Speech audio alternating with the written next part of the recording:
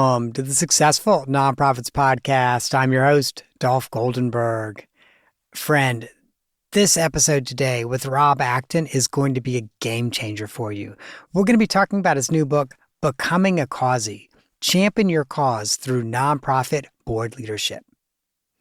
Now, would you call your board members Causies? And if you don't know that term, those are the people who are out there championing your nonprofit's cause. Sometimes their friends are like, wow, will this person ever quit talking about the organization whose board they're on? That's who those Causies are. And over the last several decades, Rob Acton has unlocked the key to what creates a Causie and has also unlocked the key for how you can find that cause that makes you want to be a Causie. Let me tell you a little bit about Rob. He's been many things in his life: an attorney, an executive director, a speaker, a founder, an author, and yes, a Causie. I'll also share with you, he's also been on this podcast 3 times. He was here on episode 60. And by the way, I'm so grateful he came on episode 60. Those are back in the days I had to beg people to come on the podcast. And he's one of the few people that was really like at that high profile level that I did not have to beg to come on the podcast. He was also in episode 205, where we talked about finding your next great board member. And now this is episode, yikes, I don't know, 350, 360 something, probably. So today, Rob is the founder and CEO of Cause Strategy Partners, which is an organization that connects the executives and employees of Fortune 500 companies to nonprofit board leadership opportunities. I have to tell you, friend, that I have several clients that have gotten board members through Cause Strategy Partners, and they are always some of the highest performing board members that board has. It is one of the ways that I have firsthand experience and knowledge that when Rob talks, he's talking about something that he knows very well. And that's why he's a nationally recognized expert in nonprofit governance. And frankly, he shows this all the time. He does it through his writing, his teaching, his speaking, his guest lecturing, etc. He also chairs the board of directors of Broadway Inspirational Voices in New York City.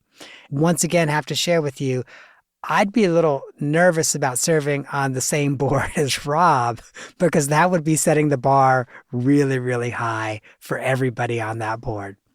Now, I've already mentioned to you that today we're going to be talking about his book, Becoming a Causie.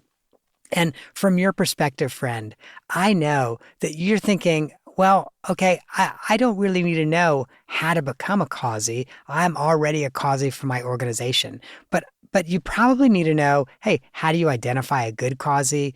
How do you make sure that your board is one where people that are really enthusiastic that are those Causies succeed? And those are the types of things we're going to be talking about today. Hey, Rob, welcome to the podcast. Dolph, thank you. It's so good to be back. I can't believe you've had that many podcasts, and it's just a tremendous honor now to be on number 3. I hope it's not a 3 strikes you're out rule, though. It's not, although I'll share with you, you're among the very, very few people who've been on 3, and you'll be among the even fewer people who eventually will be on 4 times. I also just have to share with you, Rob, when I was reading your book, I had this moment of just joy. And so for my friends who are listening, Rob sent me a copy of the book before it was published. It is now published. You can buy it. But Rob sent me a copy of the book and he sent it to me as a PDF. No, I apologize. He mailed it to me in print form. It was just sheets that had been printed off of like a PDF.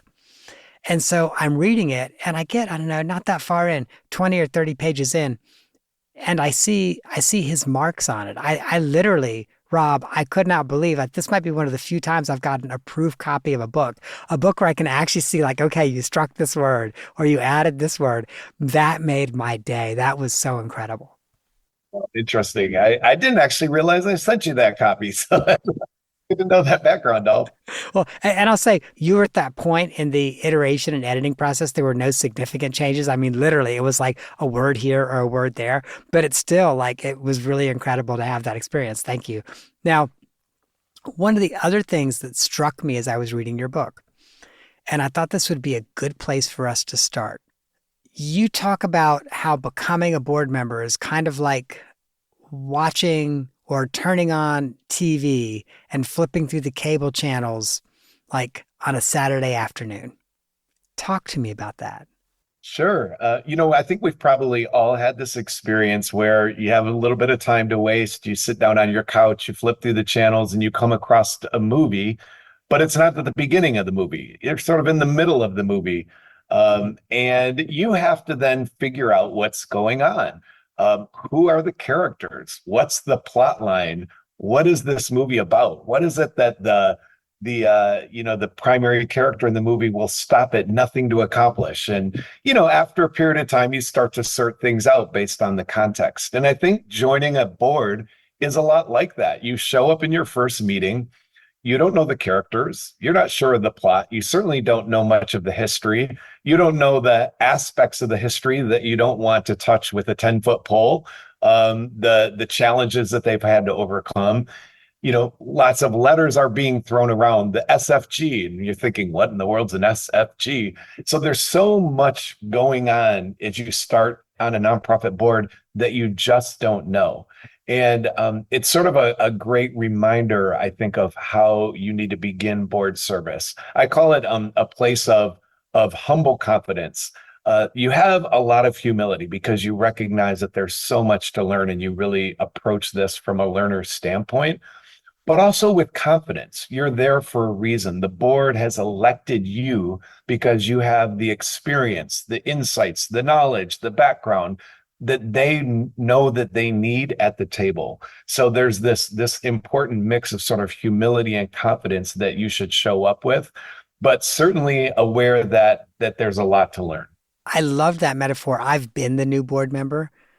I've also been the executive director in that meeting, looking at the new board member thinking, oh, wow, yeah, we should have covered that in the onboarding before this person's first meeting. Because, yeah, I've been that board member where I step in and I'm like, wow, there's all this stuff going on and I don't know the backstory. Yeah, yeah, yeah. We hope that what you learn in the first board meeting isn't traumatic, right? That the organization's not in financial free fall, for example.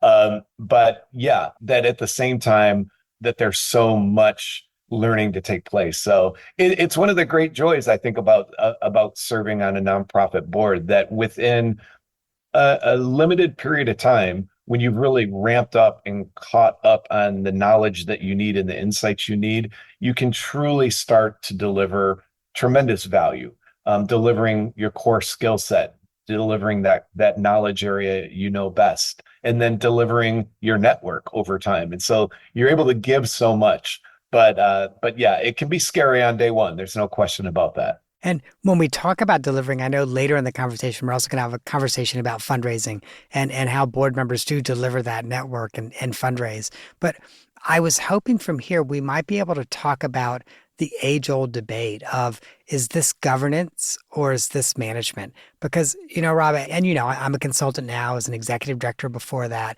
and I've served on boards. So in all three of those capacities, I have been in those board retreats where, we throw every task that an organization might have to do up on a board. And then people start to go, okay, is this management or is this governance? Is this board or is this staff?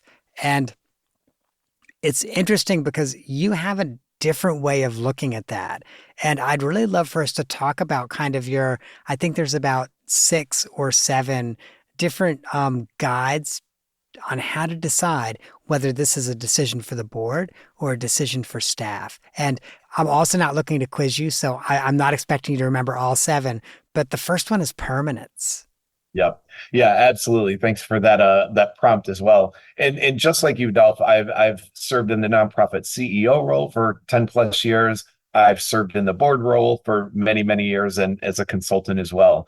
And it's absolutely right. I've seen instances where the board was engaged in conversations at board meetings, and it just didn't feel like their realm of responsibility. And in fact, it's a point of pride for me in my governance now as a board member, is I usually will be the first person to raise their hand and say, why are we talking about this? Is this even for us to decide? We've given plenty of input. We've shared our perspectives. I think we're done here. This isn't our decision. It's the CEO's decision. And I also think when the board spends its time on operational and management discussions and decisions, there's a trade-off. It's not spending its time on those strategic and governance discussions. Absolutely. Absolutely.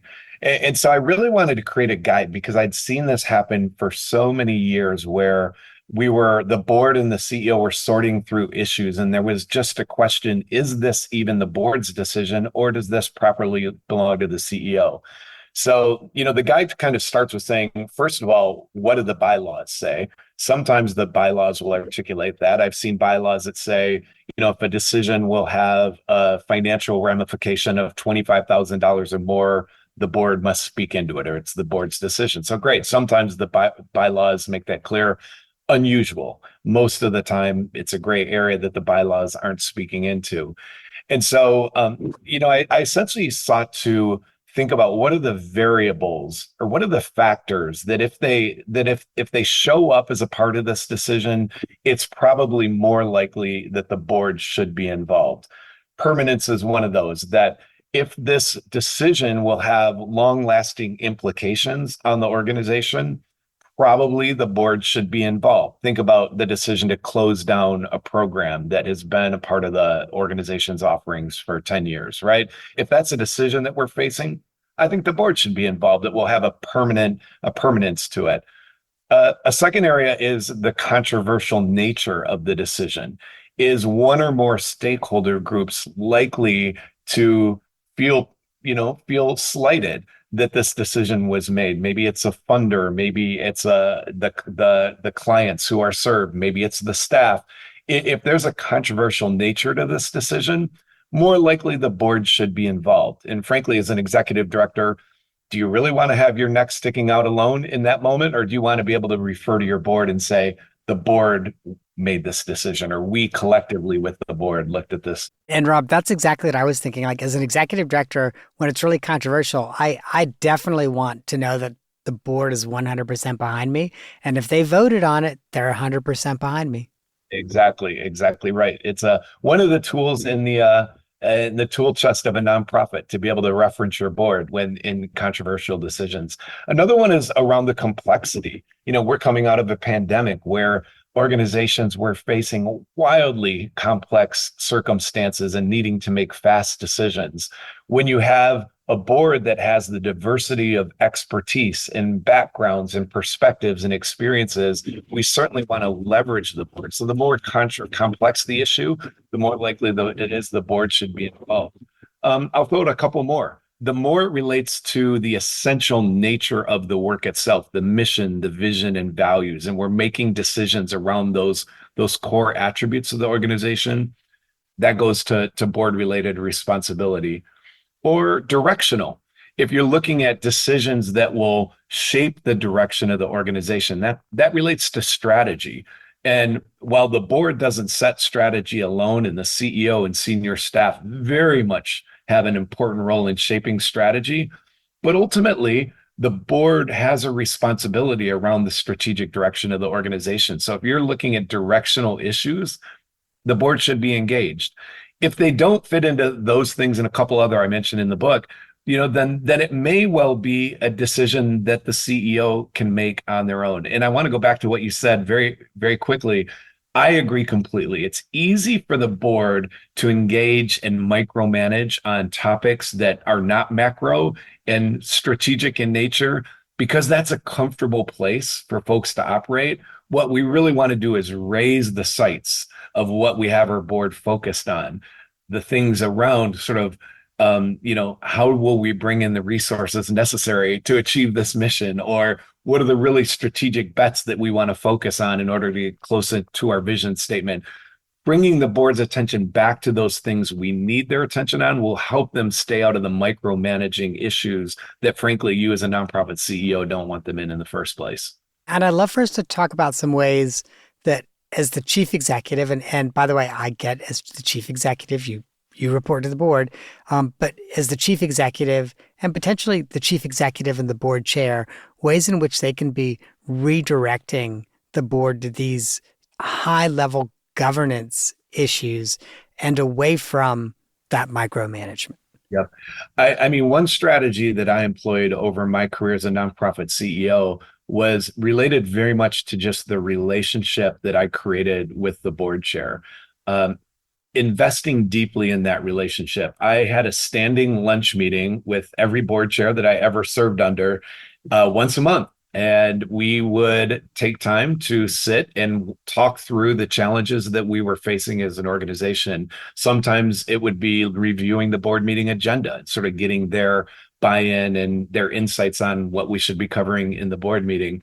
But those lunches did a couple things. One, it gave me the opportunity to air the challenges or the things we were working on with the board chair and get their insights into what properly rested with me to move forward and where the board chair thought the board should be involved. So we could sort of shape that conversation in a dynamic way.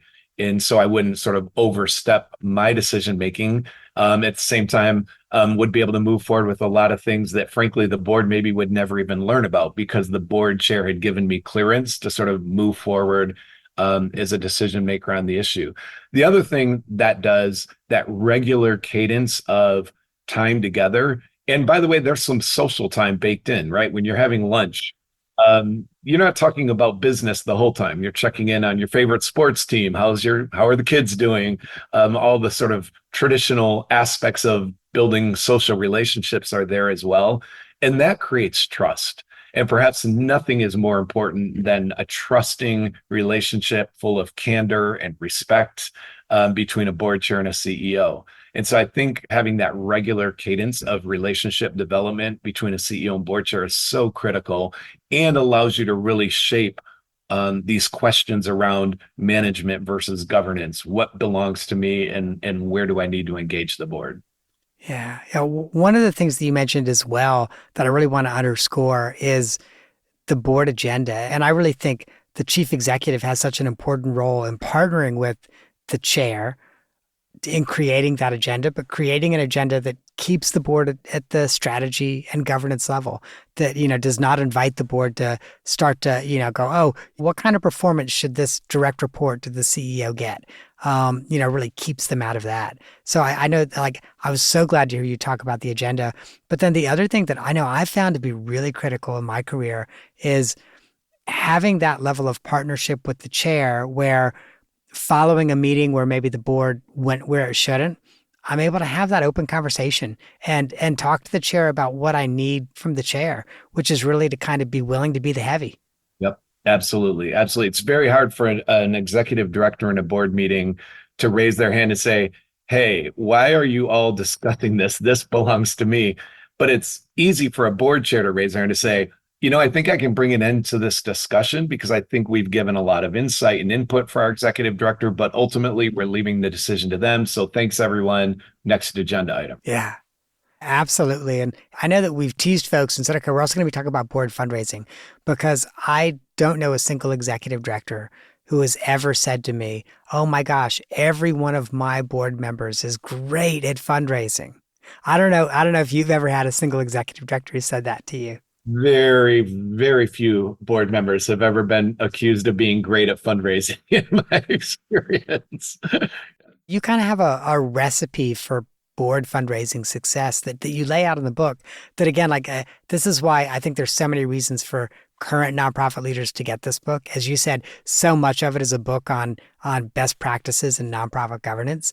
And this board recipe for fundraising success is one of them. Yeah. So thanks for calling this out. Chapter 8 in Becoming a Causie. I have to say one thing I've learned about writing my first book is you have favorite chapters. We're not supposed to have favorite kids. I have favorite kids in my book. I'm really proud of a couple chapters, and this is one of them. I titled the chapter Demystifying Fundraising for Board Members. The reason for that, Dolph, is that we have now, through our work at Cause Strategy Partners and our flagship program, Board Lead, that you mentioned, we've placed 2,700 business professionals, executives, and employees on nonprofit boards, 1,400 nonprofit boards across the United States and the United Kingdom. And we've trained and supported every one of those individuals at the beginning of the process as they started to explore finding a cause close to their heart, serving on a nonprofit board. Virtually none have said, the thing I'm most excited about is asking my friends and family for money. And in fact, hundreds, if not thousands of those candidates have said, the thing I'm most terrified about is asking family for money. And so I really wanted to lean into exploring this from a board member's perspective. The language in professional fundraising, professional development circles around giving, to me, just doesn't float with board members. And we hear all the time about this four-stage process in fundraising: identification, cultivation, solicitation, and stewardship.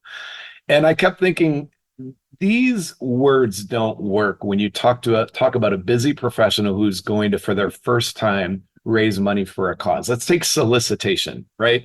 I was a paper boy when I was a kid, and we would have to go door to door to try to ask people, do you want the Flint Journal? And, collect money at the end of the cycle.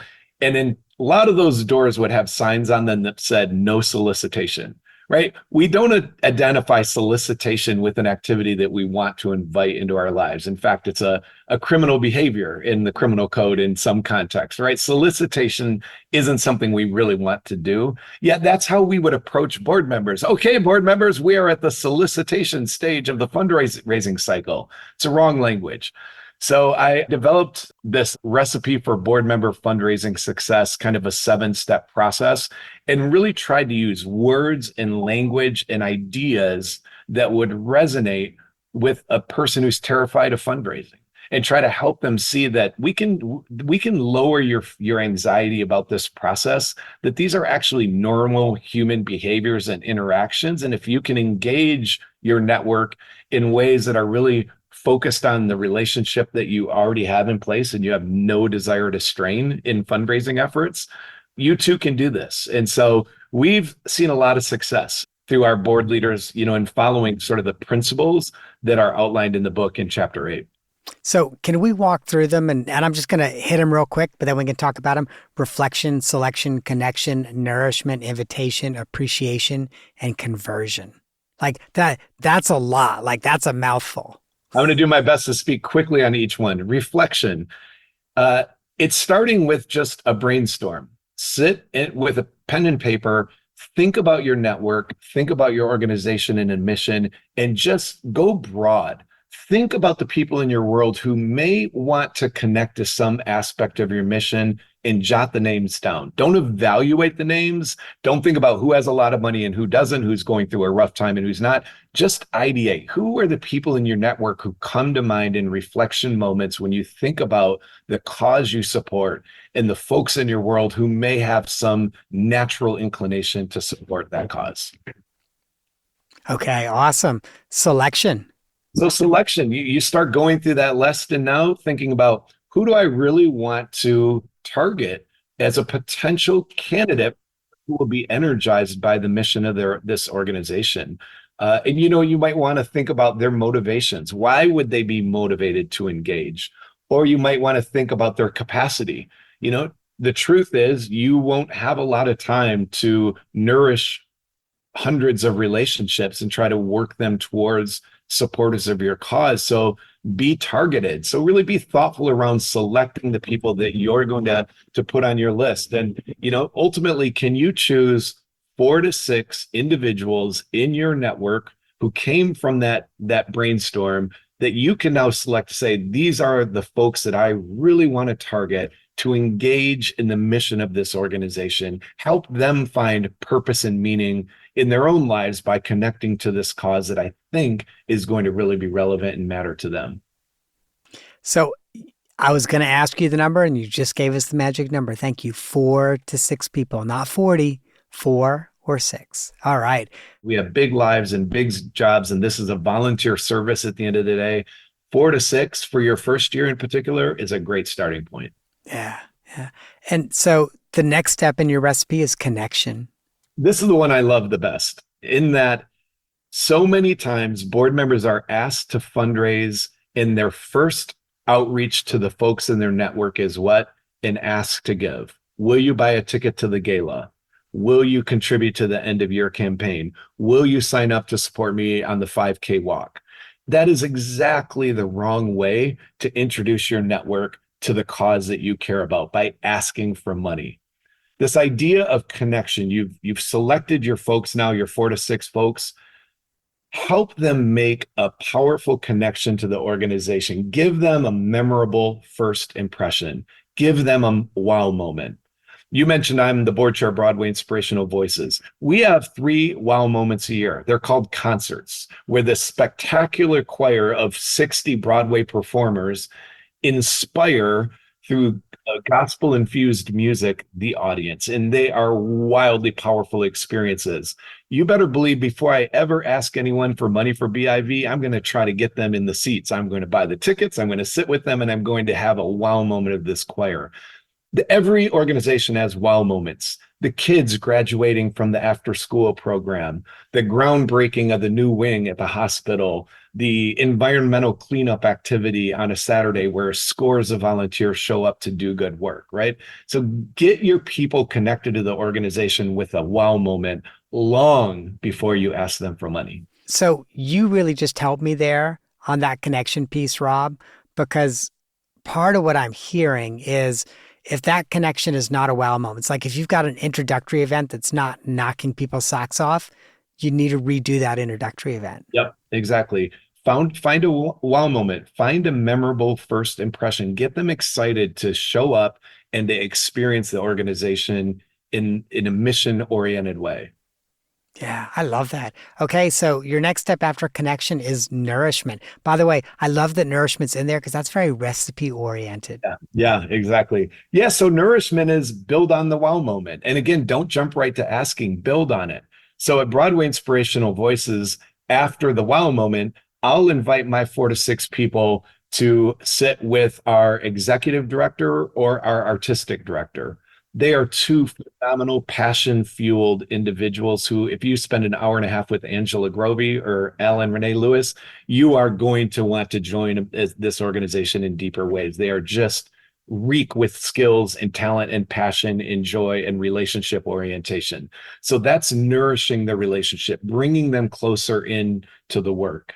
Build on that first wow moment before you go in for the kill, if you will.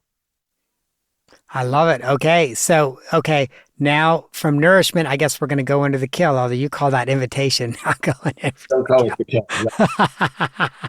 It's the invitation to participate with the organization through a contribution, right? You're going to need to make an ask, whatever that may be, but it's an invitation to give. Don't call it the ask. Like, I'd like to invite you to become a part of this organization in more meaningful ways. And here, very traditional fundraising rules apply, right? Who's the right person to make the what is the right sized gift to ask for? What is the right initiative that the organization is fundraising for that might connect to this person's motivation? What's the right time to ask? So here you want to apply some of the common strategies around the invitation to give, but an ask does need to happen. And so be thoughtful around the who, what, where, when, and why of that invitation to give. Yeah. Okay. Hopefully they say yes. But either way, you're going to show the next step, right? Which is appreciation. You know what I have found on that point before we get to appreciation? People want to get to yes, right? Particularly for board members, because you as a board member are a volunteer. You've led with passion. They know that you're giving and you're fundraising from a place of real passion for this organization. And these are folks in your network. They want to get to a place of yes. And so I find that in one form or fashion, the 4 to 5 or 6 folks in my first year that I'm trying to get in the organization, they are going to give. Maybe it's not quite as high as I hope. And I've had plenty of instances where they gave far more than I would have ever dreamed they would. And so the chances are that invitation is going to lead to a yes most of the time. But yes, after the gift, appreciation. And that's just called being a human, right? Expressing gratitude. But you'll be surprised how many times that falls through the cracks, that the gift is made and then, that maybe they get a letter from the executive director or a tax letter at the end of but the board member themselves did not express deep gratification. And by the way, there is research, I won't bore you with this, it's in the book. There's research that connects the timeliness of a an expression of appreciation to the likelihood that the next contribution will come in and that it will be significantly percentage numbers higher than the gifts that aren't responded to with immediate gratification. Yeah. And Rob, I'll share with you, I say this all the time in fundraising, and I don't do fundraising consulting, but I say this all the time in fundraising. There is a direct correlation between how quickly we say thank you and how much our donor perceives us as actually being grateful for it. So those organizations let 3 months go by before getting anything that's hand signed. Yeah, that's a problem. I'm known to push the directorate of development the next day after an event where people have given to give me names and numbers because I want to get in touch with those friends the next day and say, that was amazing. You don't know how much that will do for our organization. Yeah, so that's a key step. And then the final, if you want me to jump to it, is Yeah, yeah. and this is one that, again, I don't think has been talked a lot about in traditional fundraising circles, but it's this idea of converting your donor into something much, your friend who's now a donor into something much more than a donor. Make them an ambassador and a champion for the cause. Connect them in very deep ways ongoing to the mission of the organization. That can be done by inviting them to join an auxiliary committee of the board, an advisory board, or a young professionals board.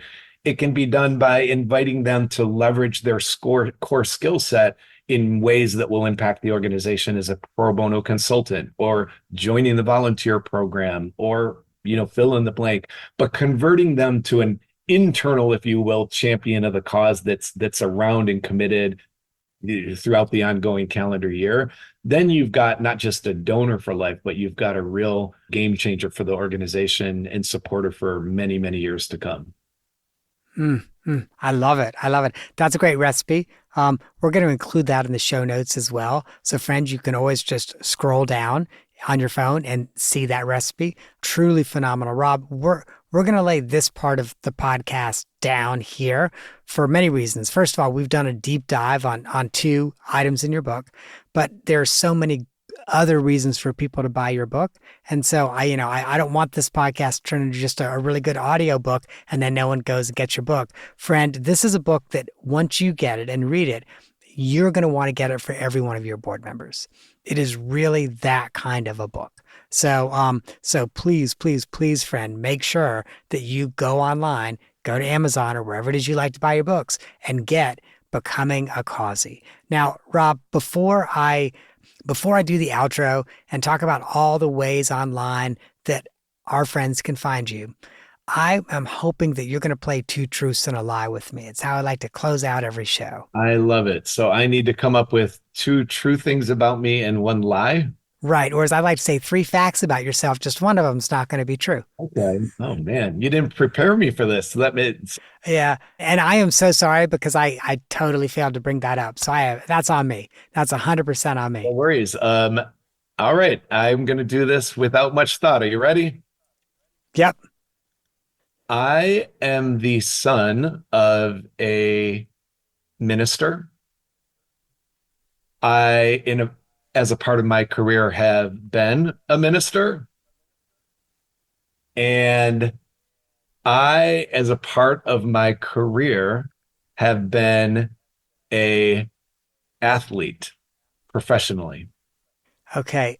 From the book, I know you're the son of a minister. Okay, you read the book. At least you said that in the book, so I'm going to take that to be true. Okay. But now I'm racking my brain. I don't think you said anything about either of those 2 in the book. So now I have to decide whether you're a professional athlete or whether you have been a minister at some point. I could actually see either of those 2 being true. Okay. Because you've got the personality for both. But I am going to guess that you were a professional athlete at some point. You are so kind to me, Dolph, and it is so not true. Wah, wah, wah. Okay. And I was going to ask you what sport you played. Okay. Wow. So you were a minister. My first job out of college, I was actually a theology major, and I was an associate pastor for college ministries. My first job out of college for 3 years. Yeah. And oh, wow. I did that while launching sort of an organization called Action Jackson in Jackson, Michigan, for low income. So I was doing both at the same time. But yeah, I love sports. I have zero athletic talents. I have to say I've tried and failed. So it's definitely not the third. Okay, I remember Action Jackson from the book as well. So maybe the minister part was in there and I just missed it. I'm sorry if I missed it. It was not in there. So yeah. Okay. I was like, oh my gosh. All righty. That was a good one. See, you're like, oh, you don't have much time. This is why I could not give you much time or it would have been even harder for me. So, Rob, thank you so much for coming on. And friends, it's important to me that you have a way to connect with Rob. So I'm going to give you two URLs and talk to you about what you're going to find there. The first is you can always go to Rob's website, robacton.com. The second, you can go to Causies.com. There's so much that you can find there. First of all, obviously, you're going to find out about the book. Second, there's a tab, My Cause Finder, that you absolutely need to click on if you're on that search for yourself for the cause that you want to really get passionately engaged and committed to. And then the third is while you're there, you can also get a link to Cause Strategy Partners. Now, you might have heard Rob talk some about Cause Strategy Partners. I'm probably not going to get the numbers right, but placed close to 3,000 people at close to 1,500 different nonprofits around the country. As I'd said in the introduction, I know several people that Cause Strategy Partners has placed as board members, and they're all high-performing board members. So when you go to Causies.com, also check out Cause Strategy Partners, which is linked there. All right, friends, if you like this episode, there's two more I really want you to listen to. The first, this is not going to surprise you, is episode 205, Find Your Next Great Board Member with Rob Acton. Rob, honestly, I love having Rob on the podcast because he always provides actionable advice. And I'll also share with you, and I've been in this work for over 3 decades now. Whenever I talk to Rob, I always have a light bulb moment. I had a light bulb moment in this conversation. So make sure you check out episode 205. Second, check out episode 212, The Supportive Board Chair with Monica Kant. That, my friends, is our episode for this week. I hope that you have gained some insight to help you and your nonprofit thrive. And I wouldn't do it except the lawyers make me say it. Okay, here you go. I'm not an accountant. I'm also not an attorney, and neither I nor the consulting practice provide tax, legal, or accounting advice. And you know why? Of course you do. I've already told you I'm not an accountant or an attorney. This podcast is for informational purposes only. Yeah, we mentioned bylaws, but you should not rely on this podcast for tax, legal, or accounting advice. In fact, don't rely on any podcast for tax, legal, or accounting advice. If that's what you need, find a licensed, qualified professional in your area.